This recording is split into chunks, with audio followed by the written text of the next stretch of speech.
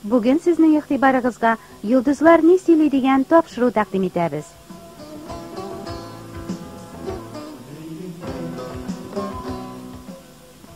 Бу көнне Илшатның эше бик тыгын иде. Хатынына ул кайчан кайтырга тиешлеген генә әйтте дә, билет алырга ашыкты. Ләкин хатыны ниндидер хәвефле борчылу сизеп, аның бу рейска утырмавын үтенде. Һәм ул хатынын тыңлап, бу рейска утырмады. Икенчесенә утырды. Ә беренче самолет һавага күтәрелеп күп вакытта узмый, шунда ук шартлый, һәм барлык пассажирлар һәлак булалар.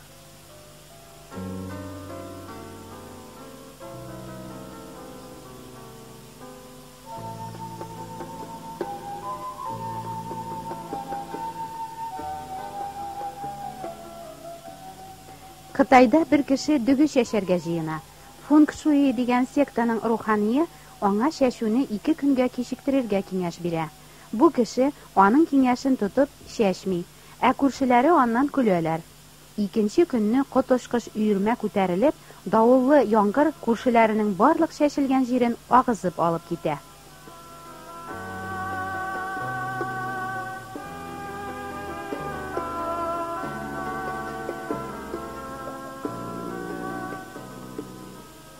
Бу хәлләрнең булуы очраклы гынамы соң?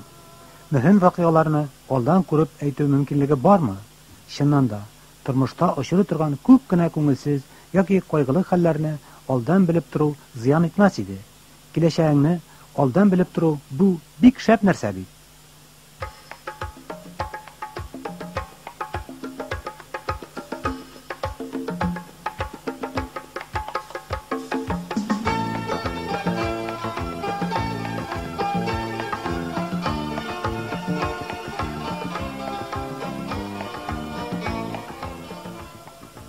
Чыннан да, киләчәкне алдан белеп тору шәп нәрсә микән соң ул? Моны белеп тору тормышны дөресрәк коруга һәм теләмәгән күңелсезлекләрдән, бәла-казалардан котылырга ярдәм итәр дип уйлыйлар. Хисапсыз күпләр кәрт һәм китап ачу белән шөгыльләнәләр.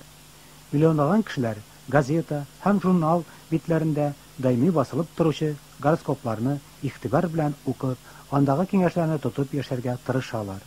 Берәүләр гороскопларга беркемгә дә зыян китерми торган уен итеп кенә карый. Икенчеләр астрологларның киңәшләре өчен аз акча түкмиләр, ә өченчеләргә күрәзәчеләр һәм юраучылар белән бәйләнгән сихри атмосфера охшый. Синең дә бәлки аларга мөрәҗәгать иткән очракларың, я булмаса астрологларның киңәшләренә игътибар иткәнең булгандыр. Чыннан да алар язмышны дөрес итеп алдан әйтеп бирәләрме соң? Алар белән мавыгудан бер зыян да юкмы? Бүген без шул турыда сөйләшик.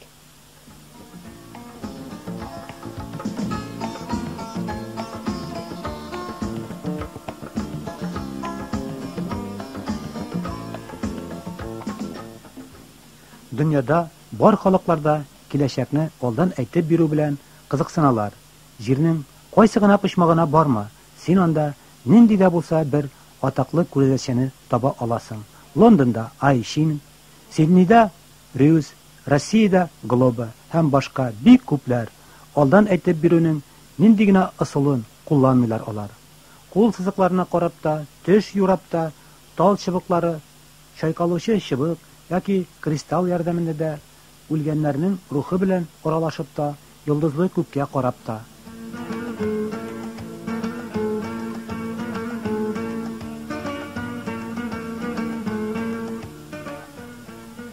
Бүгенге көннәрдә астрология бик популяр һәм табышлы эшкә әйләнеп китте. Аларның киңәшләрен бик күп газета һәм журнал битләрендә дә укырга, радио һәм телевизор аша да тыңларга була. Астрология бик борынгы тәгълимат. Ул якынча 6000 ел элек барлыкка килгән. Ул вакытларда астрологлар күп кенә патшалар янында яшиләр һәм сәяхәтләргә чыкканда, сугыш чорларында ил башлыклары аларның киңәшенә таяналар. Бигрәк тә бу тәгълимат борынгы Грециядә киң таралган була. Астрологлар һәр кемнең язмышы, ул туган мизгелдә күк җисемнәренең ничек урнашуына бәйле дип исәплиләр. Кояш кешенең хәзерге тормышын, ай үткәнен, күтәрелә баручы йолдыз аның киләчәген билгели дип саныйлар алар. Кеше туган мизгелдә кояш юлында яткан 12 йолдызның ничек урнашуына таянып, Алар махсус карталар төзиләр һәм шуның буенча кешенең киләчәген генә түгел, хәтта аның тулысынча холкын сурәтләргә тырышалар. Еш кына бу, әлбәттә, гомуми төшенчәләр аша тасвирлана, ә күп кенә очракта аларның сурәтләве бөтенләй капма-каршы булып чыга.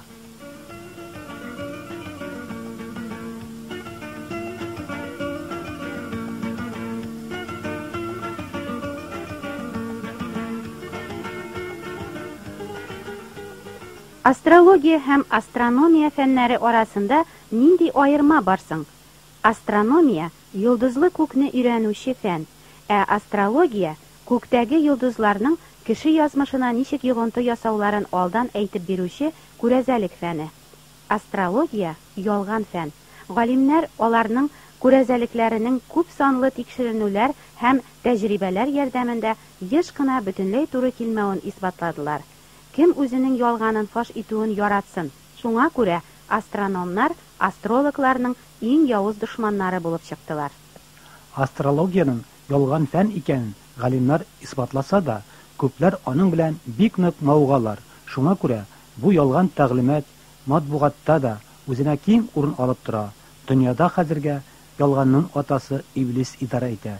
Чөнки аңа вакыт килеп җиткәнче Аллаһ Тәгалә юл куйды.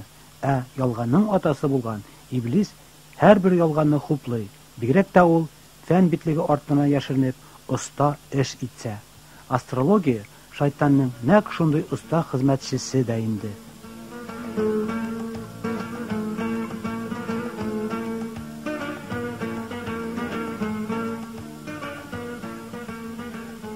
Кайберәүләр йолдызларның ни сөйләвен тыңлыйлар да, менә бит, шулай булыр дип вәгъдә иткәннәр иде, туры килде бит, диләр. Әйе, туры да килә ул кайчакта. Очраклылык нәтиҗәсе дә, ышану да.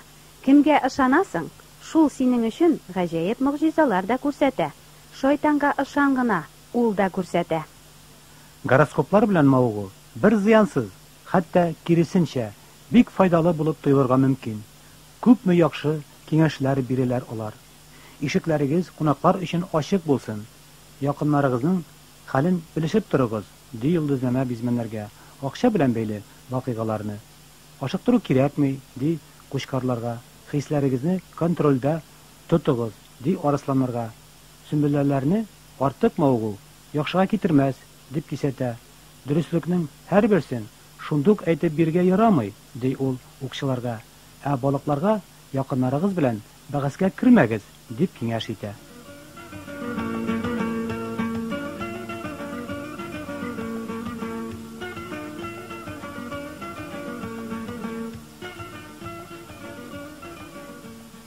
Нинди яхшы киңәшләр. Булар бит һәркемгә дә кагыла. Бизмәннәр өчен бирелгән киңәш аеруча игътибарга лаек. Аңлашылмаучылыклар килеп чыкмасын дисәгез, минлегегезне тыеп торыгыз. Әйе, нәрсә, инде минлелек бизмәннәрдә генә түгел, безнең һәрберебездә җитәрлек. Кайчакта ул минлелекне тыеп та калып була торгандыр. Әмма аннан котылып буламы соң? Уйланыбрак карасак, ул минлелекнең тамыры бик тирән кирип киткән бит. Кая карама, шул минлелек үскә чыгарга тырыша. Монда ул көнләшә, нигә миңа начаррагы, тегеңә әйбәте эләкте, ди. Тегендә ул ярыша. Нигә, мин башкалардан киммени, ди ул. Өченче очракта ул үпкәли. Мин шушыңа лаекмыни, дип рәнҗи, үз-үзен жәлли, кызгана. Башка бер урында, мине өйрәтмәгез, үзем беләм, ди. Еш кына ачуын тыеп тора алмый, үзенекен исбатларга тырышып, кыза, ярсый, ызгыша, үч итә, тискәреләнә, ялындыра, канәгатьсезлек күрсәтә, сөйләшми, мәкер тота, я булмаса эчендәген белгертмәскә тырышып, ошатмаган кешесе каршында ялагайланып сөйләшә, икейөзлеләнә. Санап китә башласаң, минлелекнең эшләре бик күп. Нигә кирәк ул миңа, диярсез бәлки. Я булмаса, тормышта еш кына минлелекне дә күрсәтми булмый шул. Югыйсә, бөтенләй җилкәңә атланачаклар дип әйтүчеләр дә байтак булыр мөгаен. Чыннан да, нигә әле ниндидер бәләкәй генә минлеккә шундый игътибар бирергә соң? Минлелек, икенче төрле әйткәндә, ул тәкәбберлек, Ходай безгә тәкәбберлекнең иң зур гынах икәнен әйтә. иң зур гына кеше үтерү яки зина кылу дип уйлыйлар күпләр. Изге язмалар кеше үтерүнең дә, зина кылуның да, көнчелекнең дә, урлашу, алдашу һәм башка күп әшәке эшләрнең дә шул минлектән килеп чыккан җирәнгеч гөнаһлар булуын ача. Бу явызлыкларның барысы да йөрәктән чыга, ди Раббы.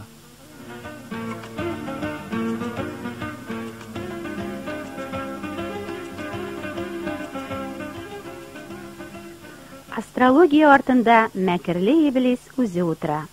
Йолдызлар шулай сөйли дип, ул үзе фән битлеге артына яшеренеп, кешеләрнең һәр адымын үзенә буйсындырырга тырыша. Игътибар итегез, ниндирәк әмерләр бирә ул? Бүген көн начар, фәлән эшләрне эшләмә, эчке тавышны тыңла, бар кеше белән дә аралашма. Иртәгә йөрәгеңне дәваласаң ярый, ләкин сәгать 3тән соң тешеңне алдырырга ярамый. Берсе көнгә бәрәңге ашарга ярамый. Туры эчәкне дәваласаң була. Аннан соңгы көнне күзләрегезне һәм тизегезне дәваламагыз. Ул көнне озак музыка тыңларга һәм зиратка барырга ярамый. Әйе, үзен тыңлаучыларга иблис инде турыдан-туры әмерләр бирә. Аларны ярый-ярамый арканнары белән богаулап, Ходай каршында берсеннән-берсе шәкерәк гөнаһларга батыра.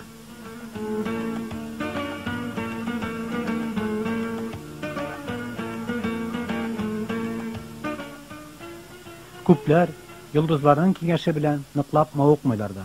Булай өстән генә кызыксыналар. Моның бер зыяны да юк, дип уйлыйлар. Бер хәлнең килеп чыгуы була. Килт итеп йолдызнамәдә укыганнары исләренә килеп төшә. Менә бит, дөрес килеп чыкты, дип уйлый кеше. Иблис үз эшен оста башкарды. Бу әдәм җимне йотты. Моннан соң да шундыйрак җимнәр аны инде ышкын алмастай кармакка китереп эләктерәчәк. Иблис җимнең кызыктыргыч һәм татлы булуы турында кайгыртып тора. Ничек дисезме? Мактау сүзләре кыстырып. Мәсәлән, сез зирәк һәм оста, ди ул берәүләргә. Икенчеләргә, сезнең сабырлыгыгыз максатыгызга ирешергә булышачак. Ә өченчеләргә, үз-үзегезне тота белүегез күпләрне сокландыра, ди ул. Кем үзен мактаганны яратмый? Күңелгә хуш, рәхәтлек тойгысы бирүче сүзләр. Әйе, мин чыннан да моңа лаек, мин бит әйбәт, дип уйлый кеше эченнән. Менә кайда посып утыра ул Ходай өчен җирәнгеч булган күңел тәкәбберлеге. Нишләп алай яхшы кеше булу гөнаһмыни, диярсез сез? Түгел, әмма мактауны ярату тәкәббер кешенең төп сыйфаты. Ә икенчесе, шуңа охшашлысы, кимсетелүне күтәрә алмау яки бик авыр кичерү.